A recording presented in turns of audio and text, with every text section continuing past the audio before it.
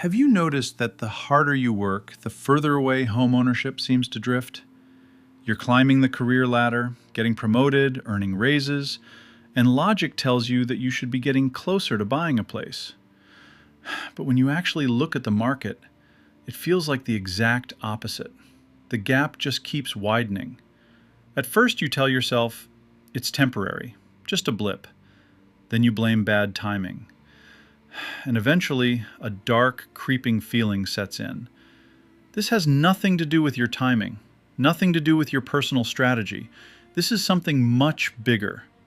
The gap between what people earn and what homes actually cost is not closing, it's exploding.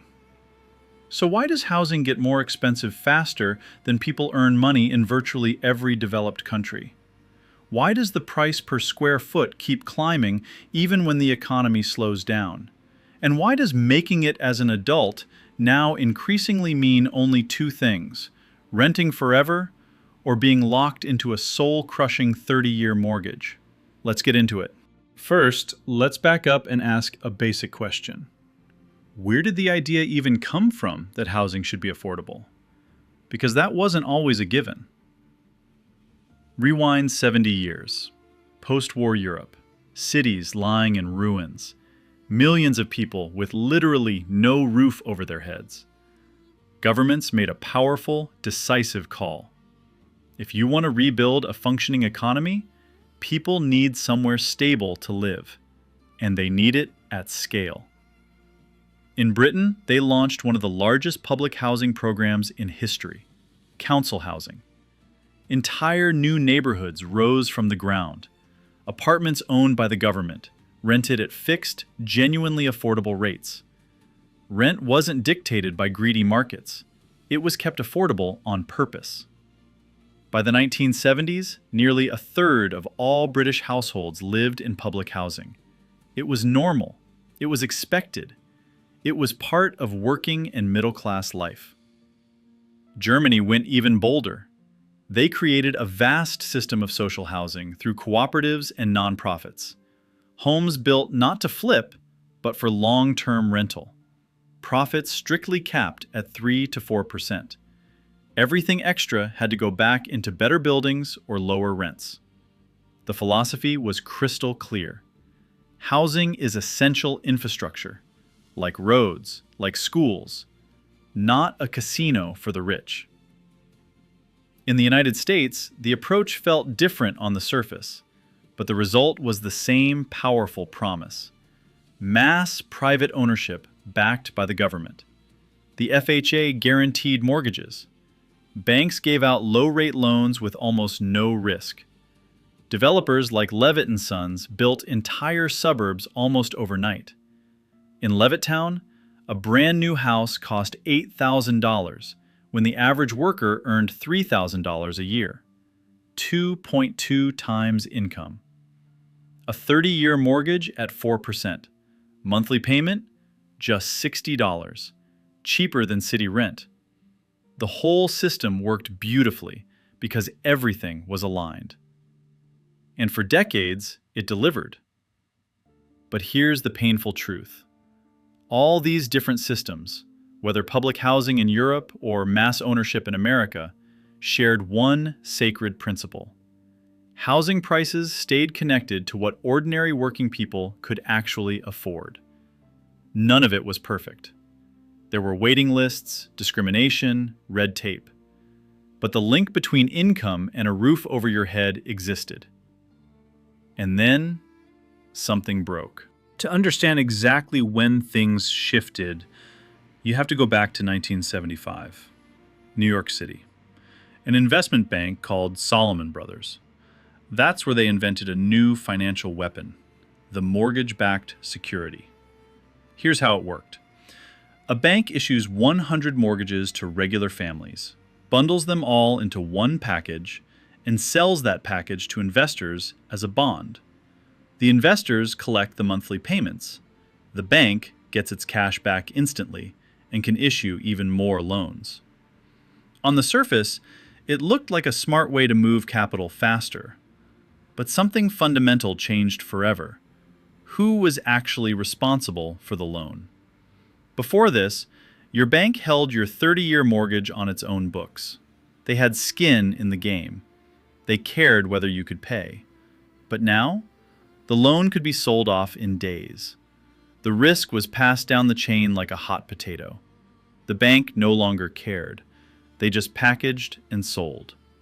And that was the exact moment a financial market stepped between a person and their home.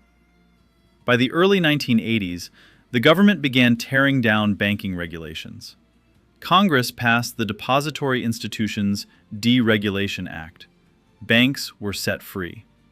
Suddenly, we got adjustable rate mortgages, tiny down payments, deferred interest, all kinds of exotic loans.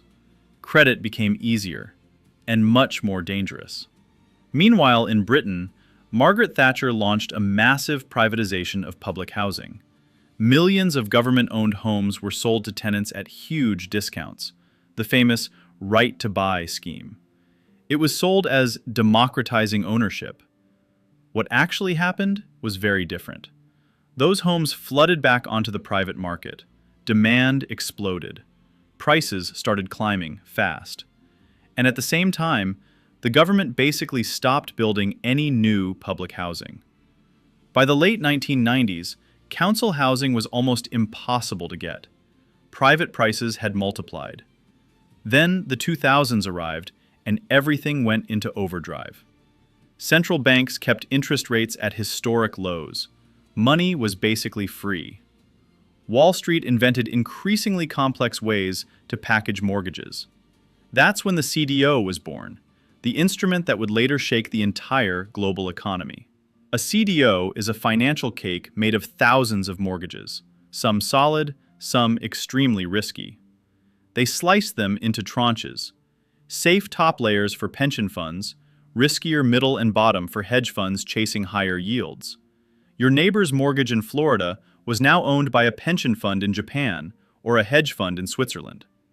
Between 2000 and 2007, real housing prices across OECD countries rose roughly 30%.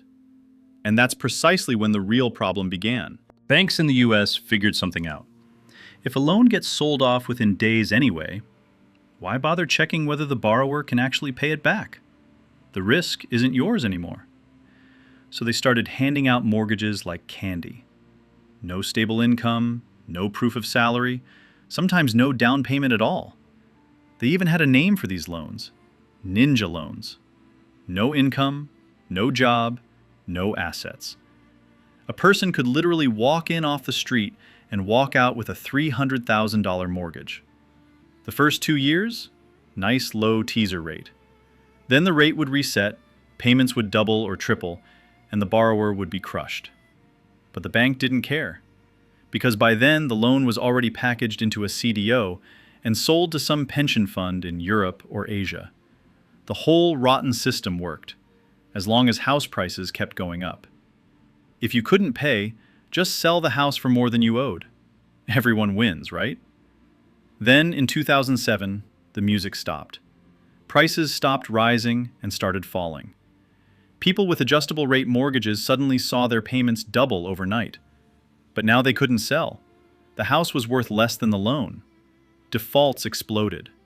Hundreds of thousands of families stopped paying. And it turned out those toxic loans had been spread like poison across the entire global financial system. CDOs that were rated as safe became completely worthless almost overnight. Banks and funds around the world started hemorrhaging billions. In the fall of 2008, Lehman Brothers, one of the biggest investment banks on the planet, collapsed. That was the first loud crack that showed the entire system was broken.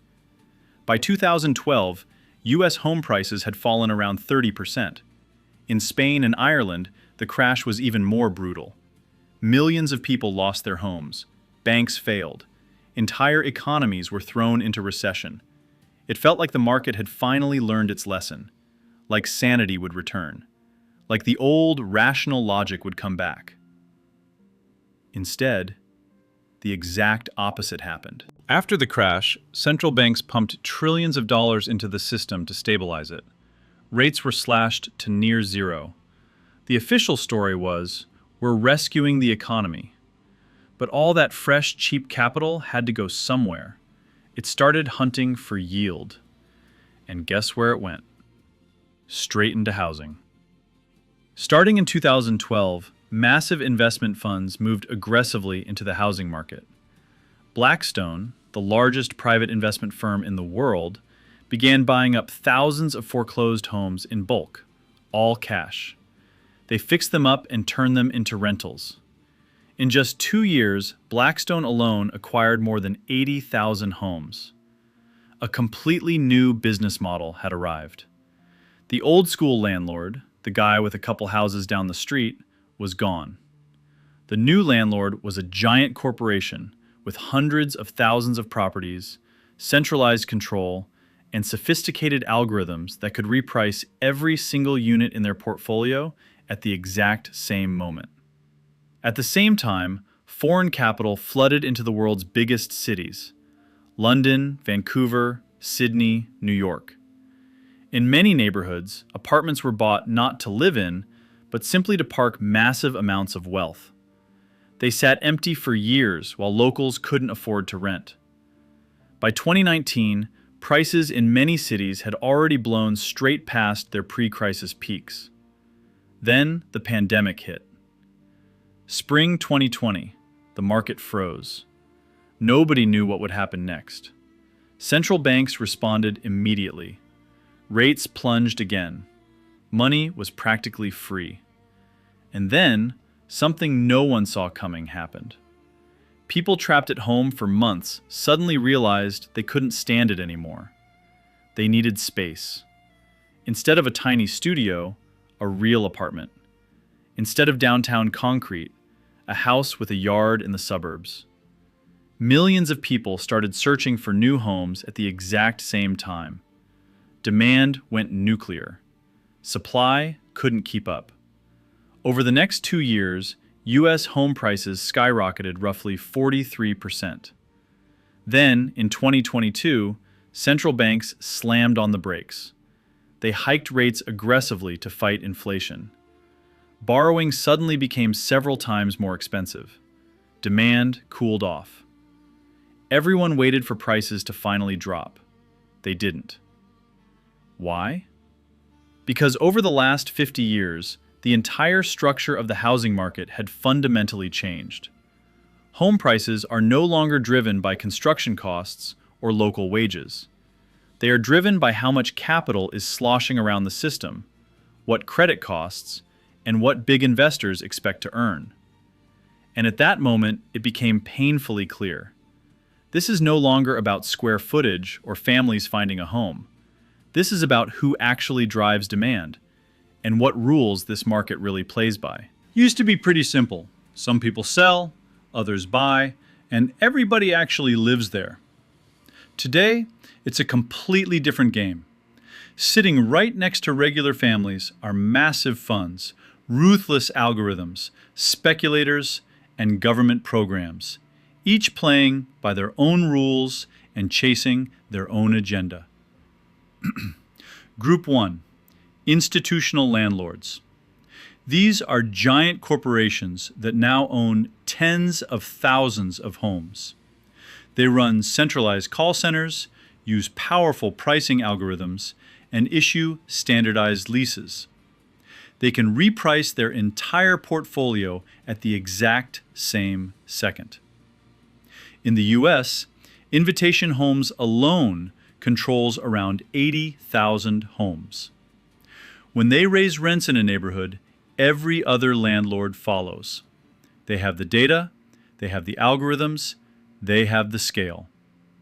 And here's a wild story that shows how far this has gone.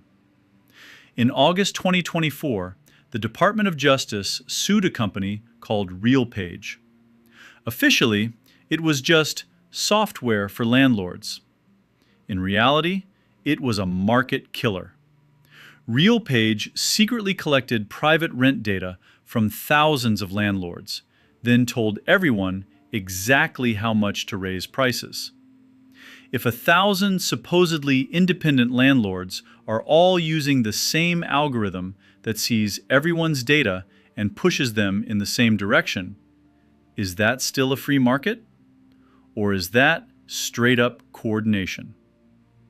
In November 2025, RealPage settled. They were forced to stop using fresh competitor data. Separately, massive class action lawsuits hit the landlords. Greystar, one of the biggest, agreed to pay $50 million and abandon algorithmic pricing. Hundreds of millions of dollars. Landmark cases. And, most importantly, official recognition that technology turned independent landlords into a synchronized rent-hiking machine. Group 2. Capital seeking a safe haven. In major global cities, thousands of luxury units sit completely empty for years.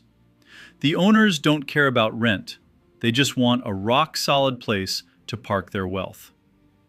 Vancouver tried to fight it with a vacancy tax. It climbed to 3%. Empty units dropped 25%. But prices never actually fell. Group 3. Speculative pre-construction buyers.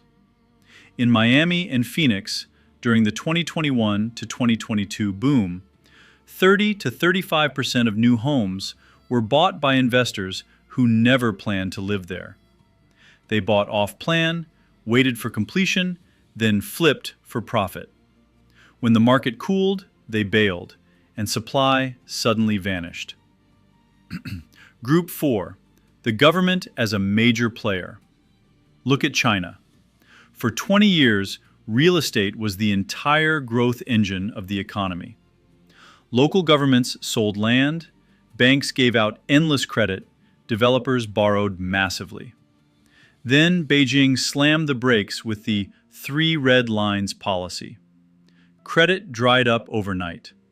Giants like Evergrande collapsed. Projects froze. Millions of families were left paying mortgages on unfinished buildings. The brutal lesson: when a government spends decades juicing the housing market with cheap money and policy, it doesn't just influence the market, it becomes the market. And when the rules change, ordinary people pay the price. Group 5. Short-term rentals. Airbnb and similar platforms turned entire neighborhoods into tourism businesses. Landlords quickly realized one tourist for a week pays 2 or 3 times what a local pays for a whole year. Completely rational from their perspective. But when thousands make that same rational choice at once, your friends, co-workers, and neighbors can no longer afford to live in their own city. Barcelona became the symbol of this insanity. Some neighborhoods lost up to 45% of their permanent residents.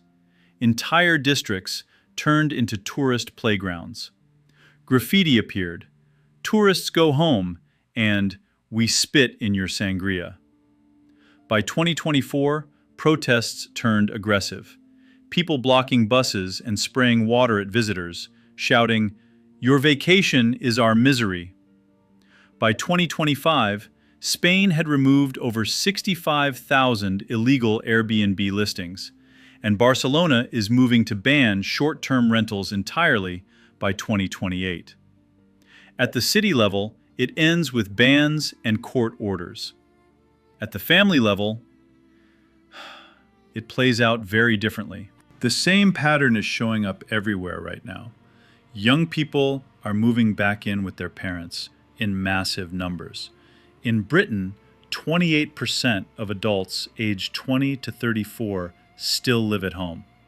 According to Pew Research, in the United States, roughly 32% of adults aged 18 to 34 are living with their parents, a record high. 7 out of 10 of them say the same painful truth. They simply cannot save up for a down payment. More and more young adults are either crawling back home after a failed attempt at independence or never even trying to leave in the first place. In Britain, parents are now retrofitting their own houses, adding entire floors, digging out basements, converting garages, just to keep their adult children under the same roof. One architecture firm says more than 60% of their current projects are about housing grown kids. If this were just a temporary blip, you'd expect things to slowly normalize. They're not. Here's why. The simplified, brutal truth. Housing used to be priced relative to income. Now it's priced relative to debt. In the 1960s, a typical American home cost 2 to 3 times a family's annual income. In Britain in the 1970s, around 4 times. Work a few years, save, and homeownership was actually within reach. Today, the numbers are completely broken. The median U.S. home price sits around $400,000. Median household income is roughly $80,000 to $85,000. That's 5 times income nationally. But in Los Angeles, it's over 13 times. In San Francisco, around 15 times. Even with a solid paycheck, saving for a down payment without family money or inheritance feels almost impossible for most young people. That means a 20 to 30-year mortgage, whether you like it or not. And here's where it really hurts. When a home costs 2 or 3 times your income, the interest rate barely matters. When it costs 7, 9, or 15 times your income, the rate decides whether you can even play the game. Now add one more cruel layer. When interest rates spike, you'd logically expect prices to fall. In practice, something much worse happens. People who locked in low rates refuse to sell, because anything new would mean borrowing at punishingly higher rates. Every extra percentage point makes selling feel like financial suicide. So people stay put. Inventory dries up. The market doesn't crash, it just freezes. Prices stop rising as fast, but they never come back down to anything that makes sense relative to real wages. The result is a vicious, self-reinforcing cycle. High prices demand big mortgages. Big mortgages depend on low rates. Low rates create locked-in owners. Locked-in owners kill supply. Tight supply keeps prices high. Even when demand cools, affordability never returns. And that leaves us with a very practical, very painful question. What does all this mean for someone who just wants to figure out their own housing situation? Solving the housing question today isn't about perfectly timing the cycle. It's about building your own financial resilience inside the system as it actually exists right now. There is no universal right moment anymore. There are really only 3 reasonable paths. Option 1. Buy. But only if you're dead certain you can keep making that mortgage payment even if things go wrong. Don't bet on price appreciation. Bet on your own stability. If that means buying a smaller place, farther from the city, in a different neighborhood, then that's the move. The payment has to be manageable. Period. Option 2. Rent. And there is absolutely nothing wrong with that. Renting used to be viewed as some temporary waiting room before real life began.